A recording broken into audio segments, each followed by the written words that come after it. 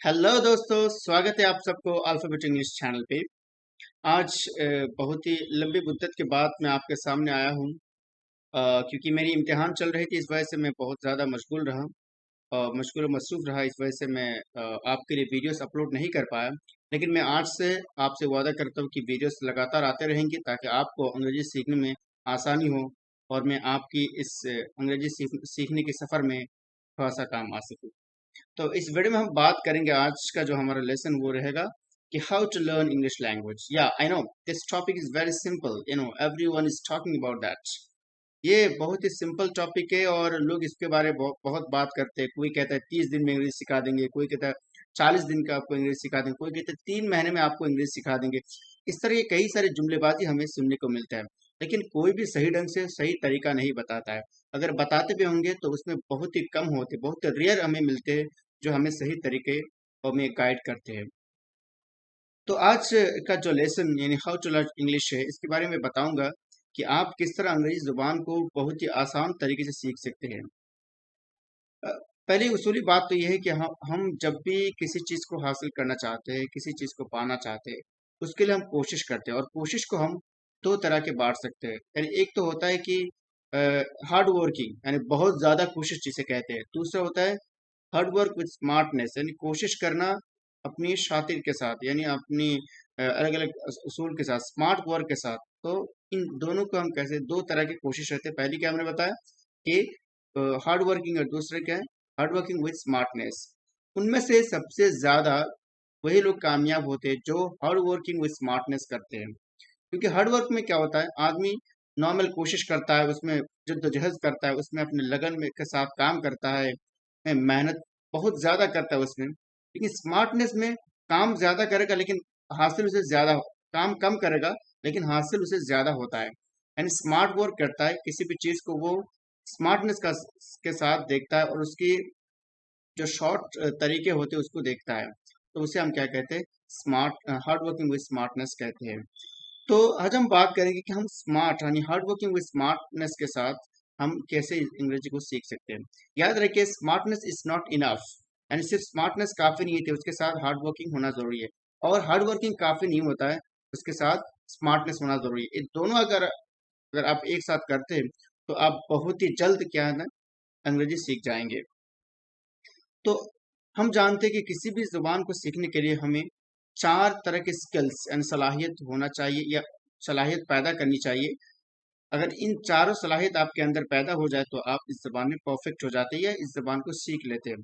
वो क्या है, बहुत ही आसान है। आप जानते हैं कि listening, then reading, then speaking, and then what, then writing. ये जो चार है, इन चारों की बहुत अहमियत है। अगर हर एक में अगर आप परफेक्ट हो जाते हैं तो आप इस जबान में, किसी भी जबान में आप परफेक्ट हो जाते हैं। जैसे कि आप सबसे पहले ले लेते हैं कि लिसनिंग के मामले में, लिसनिंग में क्या होता है, आप सुनते हो या किसी भी चीज में सुनते हो। तो अगर आपको अंग्रेजी सीखना है तो आप लिसनिंग की जो स्किल्स है लिसनिंग का, वो बहुत ज्यादा बढ़ाना होगा आपको। यानी हर दिन कुछ ना कुछ वीडियोस आपको देखना पड़ेगा, हर दिन कुछ ना कुछ आपको सुनना पड़ेगा। यानी आप सुनने के लिए क्या है, आप इंग्लिश जो सॉन्ग्स है उसको सुन सकते हैं, इंग्लिश फिल्म से उसे देख सकते हैं। मैं आपको रिकमेंड करूंगा साउथ इंडियन इंग्लिश फिल्म्स जो होते हैं उसको आप देख सकते हैं। उसमें सबटाइटल के साथ जो है ना अंग्रेजी आता है, वो सब देख सकते हैं, ताकि आपकी जो लिसनिंग स्किल्स है वो इम्प्रूव हो सके।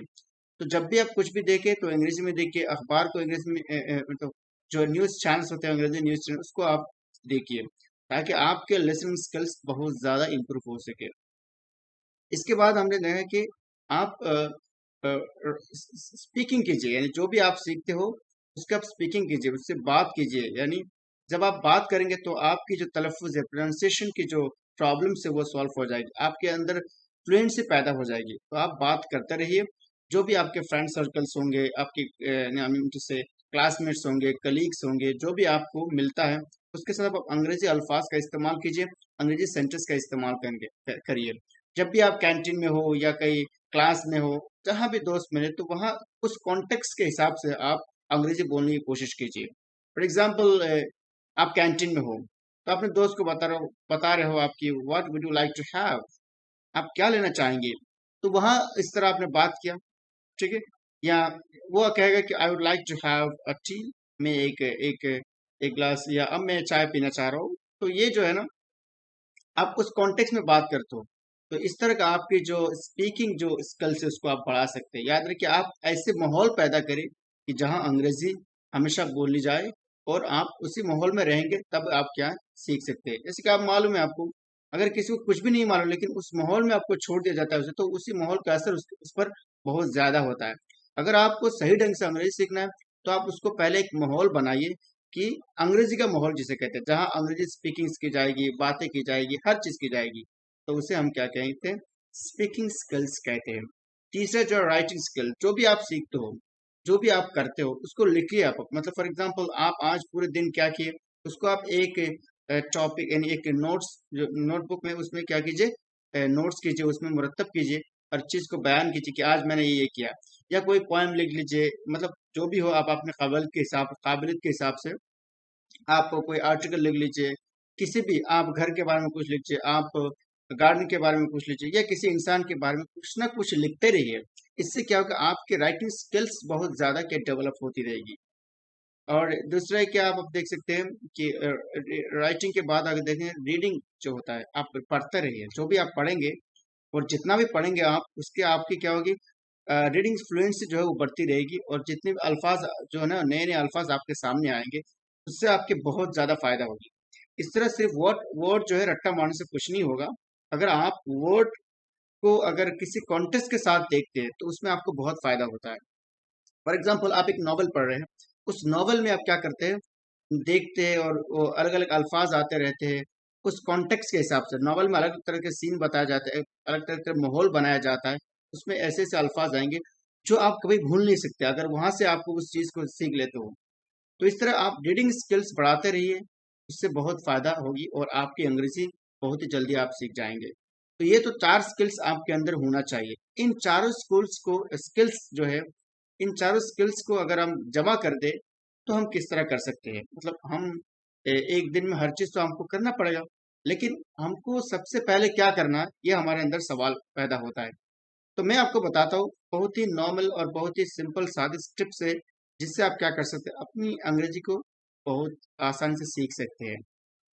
सबसे पहले जो है, अगर आप बेसिक लर्नर है, मतलब शुरुआती आप सीखना चाह रहे हैं कुछ, तो आप अपने बिल्ड योर वेकेबुलरी, यानी आप अल्फाज को याद कीजिए। आपको कुछ नहीं आता अंग्रेजी में, आप कुछ नहीं जानते हो, तो सबसे पहले आप क्या कीजिए, अल्फाज यानी बिल्ड योर वेकेबुलरी, जितने भी अल्फाज है। लेकिन अल्फाज को याद करने के भी स्मार्ट वर्क होते हैं। ऐसा नहीं कि हाँ, कुछ भी कहीं से भी अल्फाज आ रहे हो आप उसे याद कर लीजिए, नहीं। अगर आप बेसिक लर्नर हैं, तो सबसे पहले आप कुछ भी सिलेक्ट कीजिए, अपने जिस्म को सिलेक्ट कर लीजिए, और हर हिस्से का जो नेम्स होंगे उसको याद कीजिए। आँख को क्या कहते हैं, मुंह में क्या कहते हैं, दांत को क्या कहते हैं, है ना। तो इन जिन को, गाल को क्या कहते हैं, है ना। इसके बाद अपनी चेस्ट को, जैसे हम कहते हैं, यानी सीने को क्या कहता है, हाथ को क्या कहते हैं, इस तरह का पूरे बॉडी के जितने भी पार्ट्स होंगे उसकी नेम्स जो है अंग्रेजी में सीखिए। फिर उसको आप एजुकेशन में ले सकते हैं, फिर आप उसके घर के जो आज फिर उसको होता है। इसके बाद आप जो क्लास में जितने भी चीजें होती है उसके नाम, नेम्स किस तरह हम इंग्लिश में कह सकते हैं। तो इन तमाम को, ऐसे ऐसे टॉपिक को सिलेक्ट कीजिए, और एक एक टॉपिक को आप एक एक दिन में क्या है, एक एक दिन नहीं, एक हफ्ते में आप हफ्ता लीजिए, एक एक हफ्ता में उसको कंप्लीट करते रहिए।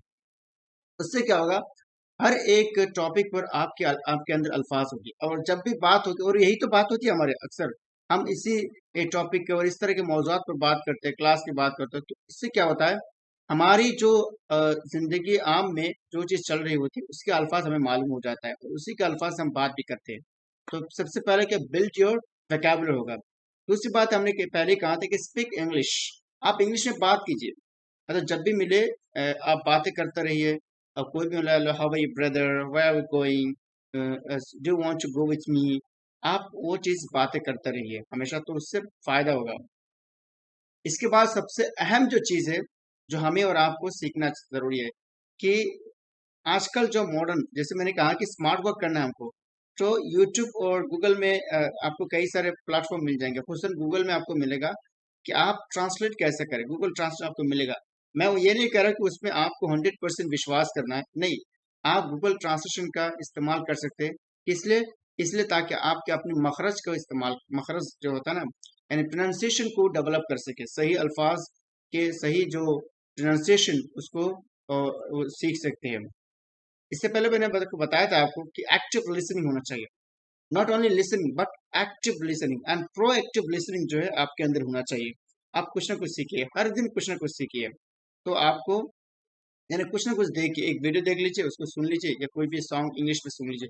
उससे आपके जहन में जो है अंग्रेजी की जो फ्लुएंसी होता है, अंग्रेजी बोलने की जो स्टाइल होता है, वो आपके अंदर आ जाएगी। और आप जो है जब भी बात करेंगे, एक बहुत ही बेहतरीन अंदाज में बात कर पाएंगे।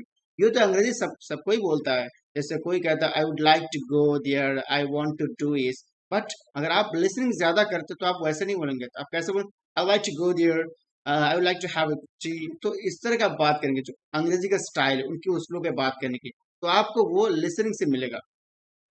इसके बाद रीड ऑफन एंड क्या कहते हैं, रीड लाउड, यानी आप जो है बहुत आहिस्ता भी पढ़े, यानी स्कैनिंग के साथ पढ़े, और जोर से पढ़े। जब भी कुछ भी पढ़े उसको जोर से पढ़े, दोहराइए उसके, ताकि आपकी जो होट्स और आपकी जो आई मीन टू से लिप्स, और आपकी जो जुबान है उसको दोहराए। जितना उसको आप दोहराएंगे वो हाँ, तो वो उसके लिए आसानी होती है किसी चीज को बोलने में।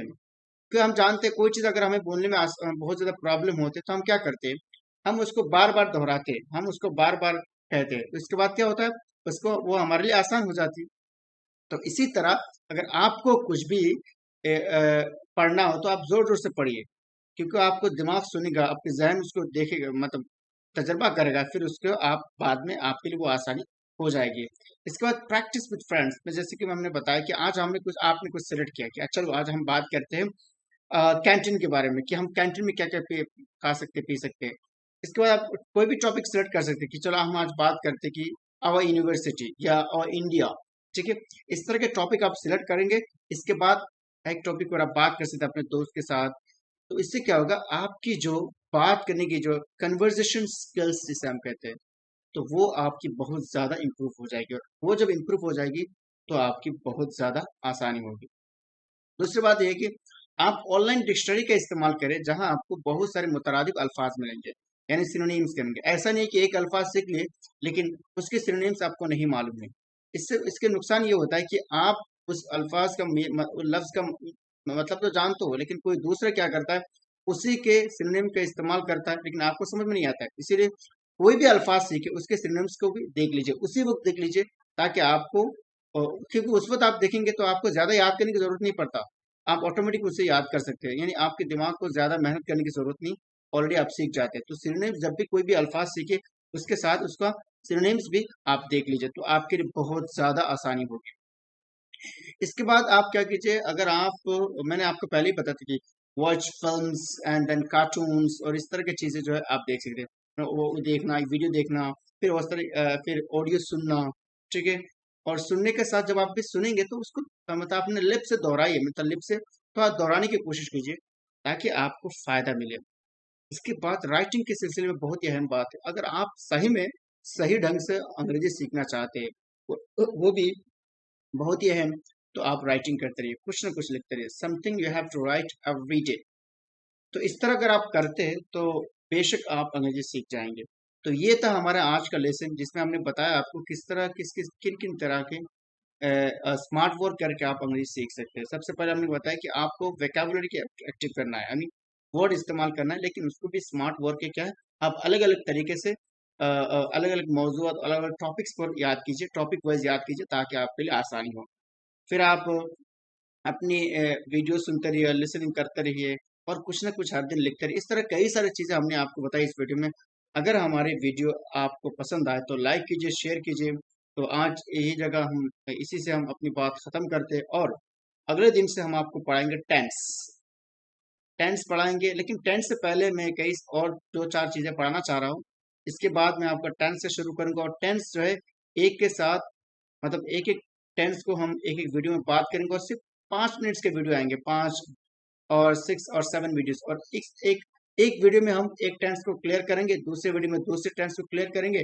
इस तरह करके हम पूरी जो 12 टेंसेस हमारे पास है, यानी एक एक टेंस के जो अलग अलग प्रकार होते हैं, इन सब पर डिटेल्स के साथ बात करेंगे, और आपको अंग्रेजी सिखाने की कोशिश करेंगे। तो ये अगर आप हमारे वीडियो, दोबारा मैं कह रहा हूँ कि अगर आप हमारे वीडियो को पसंद करते तो लाइक कीजिए, शेयर कीजिए और सब्सक्राइब कीजिए। खुसूसन आप बेल आइकन को दबा लीजिए, ताकि हमारे लेटेस्ट वीडियोस आपको सबसे पहले मिल जाए। So thank you so much for watching this video. Bye bye.